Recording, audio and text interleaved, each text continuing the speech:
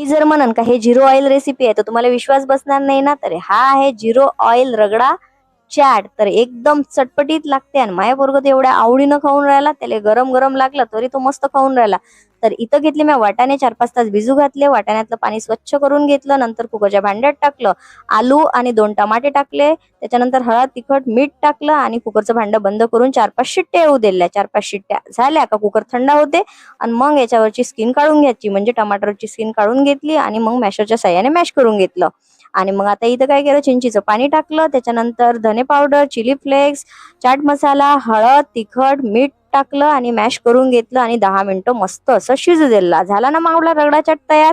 तर आता याला मस्त ठेल्यासारखं गार्निश करून याच्यावर सांबार टाकला, त्याच्यानंतर याच्यावर मस्त हिरवी चटणी टाकली, त्याच्यानंतर थोडंसं अजून चिंचीचं पाणी टाकलं, त्याच्यानंतर मस्त याच्यावर कांदे टाकले, टमाटर टाकले आणि मस्त रगडा चाट तयार आहे. जर आवडला असेल तर फॉलो कर जा.